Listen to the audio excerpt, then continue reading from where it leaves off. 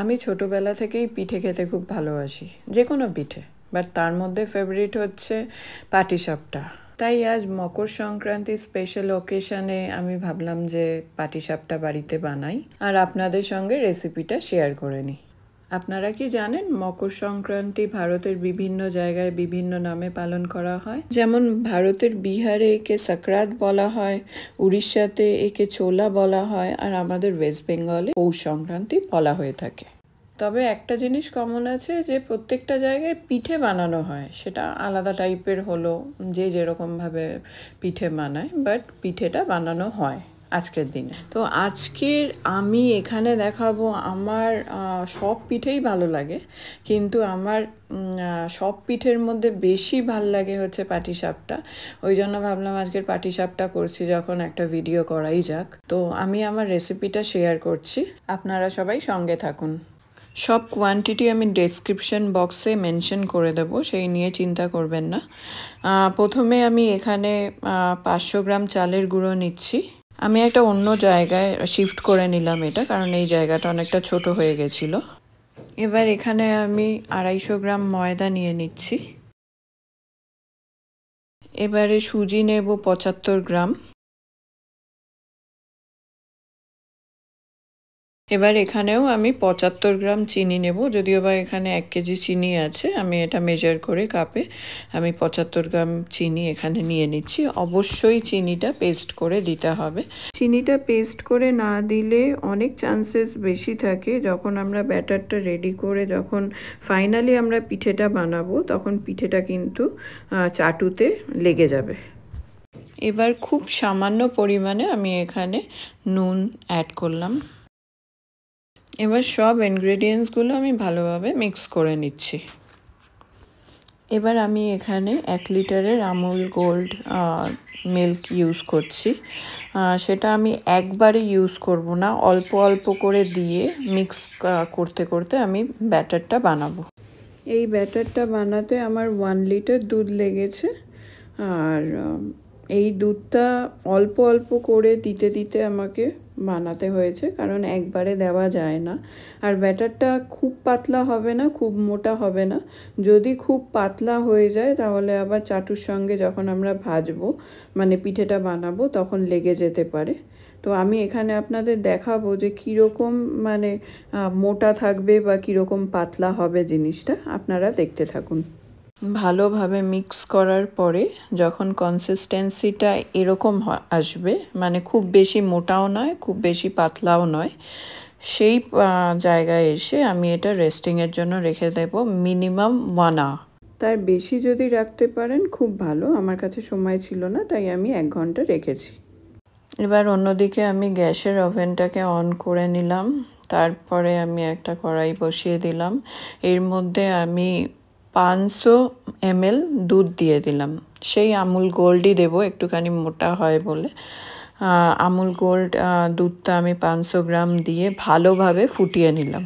যখন অনেকটা ফুটে আসবে তখন তার মধ্যে আমি মিল্ক পাউডার দিয়ে দেব মোটামুটি 200 গ্রাম। এটা 100 গ্রামের মোটামুটি কাপ আছে, ওই কোয়ান্টিটি অনুযায়ী আমি 2 বার এটা দিয়ে দিলাম। দিয়ে আমি খুব ভালোভাবে মিক্স করতে থাকবো হাই ফ্লেমে, মিডিয়াম টু হাই ফ্লেমে আমি খুব ভালোভাবে মিক্স করতে থাকবো। এখানে বেসিক্যালি আমি দেখানোর চেষ্টা করেছি যে শুধু নারকেল পুর দিয়েই মানে পাটিসাপটা হয় না। অনেকেই আছেন যে মিষ্টির দোকানে সন্দেশ বা কালাকাঁদ কিনে পুর হিসাবে সেটাকে অ্যাপ্লাই করেন।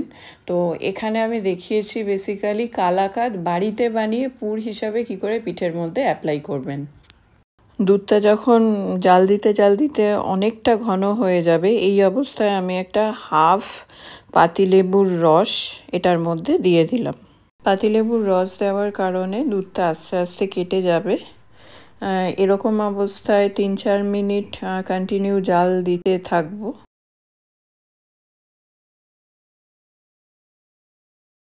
তারপরে আমি এখানে 1 টেবিল স্পুন ঘি অ্যাড করব। ঘিটা টেস্টটাকে আরও বেশি এনহ্যান্স করে দেয়। এরকমভাবে আমি কন্টিনিউ মিডিয়াম টু হাই ফ্লেমে দুধটাকে ফোটাতে থাকবো। আরেকটা কথা, যদি আপনারা চান আমি সেপারেটলি গুড়ের কালাকাঁদ সন্দেশ বা চিনির কালাকাঁদ সন্দেশের ভিডিও বানাই, তাহলে অবশ্যই আমাকে কমেন্ট করে জানাবেন, আমি আমার নেক্সট ভিডিও সেটাই বানাবো। এরপরে আমি এখানে 200 ml নলেন গুড় অ্যাড করে নেব। নলেন গুড় দুধের মধ্যে অ্যাড করার পরে 10 থেকে 15 মিনিট মিডিয়াম টু হাই ফ্লেমে আমি কন্টিনিউ মানে জাল দিতে থাকবো, যাতে এটা শুকিয়ে যায় খুব তাড়াতাড়ি। এই কাজটা খুব পেশেন্সলি করতে হবে, কারণ হচ্ছে যে মিডিয়াম টু লো ফ্লেমে দিয়ে রাখলেই হবে না, কন্টিনিউ মানে আপনাকে খুন্তিটা নাড়িয়ে যেতে হবে, আদারওয়াইজ গায়ে, এখানে দেখুন আমার মানে কড়াইয়ের গায়ে অনেকটাই লেগে গেছে এতক্ষণ নাড়ানোর পরেও। তো একেবারেই এটা বন্ধ করলে চলবে না 10 থেকে 15 মিনিট। তারপরে দেখুন এরকম একটা কনসিস্টেন্সি এসছে। এবারে এই অবস্থায় যখন খুব টাইটও নয় আবার একেবারেই লিকুইড ফর্মে নেই, তো এই অবস্থায় আমরা এটা একটা জায়গায় নামিয়ে রেখে দেব, দিয়ে আমি এটা একটুখানি ঠান্ডা হতে দেব। মর্নিংয়ের মিক্স ভেজ বানানোর সময় এই বেগুনটা থেকে গেছিলো, আর এই বেগুনটার পোটাটা মানে কাজে লেগে গেল। এটা অ্যাকচুয়ালি আমার নানি করতো, সেই দেখে আমিও করছি। সেটা হলো এরকম, তখনকার দিনে নানিরা ব্রাশ ইউজ করতো না, যে মানে কড়াইয়ে বা চাটুতে ব্রাশ করে দেওয়া দিয়ে কোনো কিছু ফ্রাই করা। তো তার জন্য বেগুনটা এরকম ডিপ করে, বেগুনের বোটাটা ডিপ করে ওটাই হচ্ছে আপনার পুরো কড়াইয়ে বা আপনার চাটুতে পুরো ব্রাশ করে মানে তারপরে যে কোনো কিছু ফ্রাই করা হতো পিঠে। আমিও এখানে সেই জিনিসটা অ্যাপ্লাই করছি, আপনারা দেখুন। এবার এখানে গ্যাসটা ধরিয়ে দিলাম, তার উপরে একটা চাটু দিলাম, দেন এরকমভাবে আমি অ্যাপ্লাই করছি। দেখুন যেরকমভাবে আমার দিদা অ্যাপ্লাই করতো, কোনো ব্রাশ না, জাস্ট একেবারে আলাদা রকম আপনি বলতে পারেন। এরকমভাবে ব্রাশ করে দিলাম ঘি। হ্যাঁ, প্রথমে পুরোটা ব্রাশ করে দিলাম, তারপরে একটু সোক করে গেল, আগেন আরেকটু ব্রাশ করে দিলাম, দিয়ে একটু গরম হতে হতেই তারপরে আমি ব্যাটারটা দিয়ে দিলাম। ব্যাটারটা দিয়ে আমি এবারে হালকাভাবে রাউন্ড করে নিচ্ছি। দেন এবারে আমি আমার পুরটা এখানে দিয়ে দিচ্ছি। আমি মাঝখানে দিয়েও দেখিয়েছি, সাইডে দিয়েও দেখিয়েছি, যেটা যার সুবিধা সেরকমভাবে অ্যাপ্লাই করতে পারেন।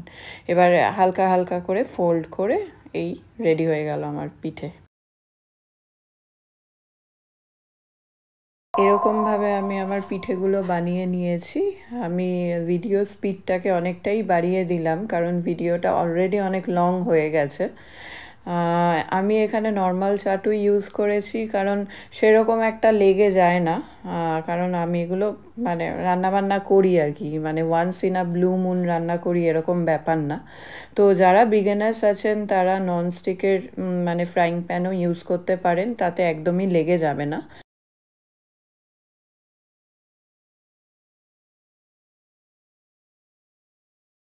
অ্যাকচুয়ালি এই ভিডিওতে আমি দুটো রেসিপি মিক্স অ্যান্ড ম্যাচ করে দেখালাম। সেটা হলো পাটিসাপটার রেসিপি, আর একটা হলো কালাকাঁদ সন্দেশের রেসিপি। আপনারা বাড়িতে দুটোই ট্রাই করতে পারেন। দুটো ট্রাই করে কেমন হলো অবশ্যই কমেন্ট করে জানাবেন, আর যদি ভালো লাগে তাহলে একটা লাইক করে দেবেন। পারলে শেয়ারও করে নিতে পারেন আপনাদের ফ্রেন্ডস সবার সঙ্গে, তারাও বাড়িতে ট্রাই করতে পারে। Thank you.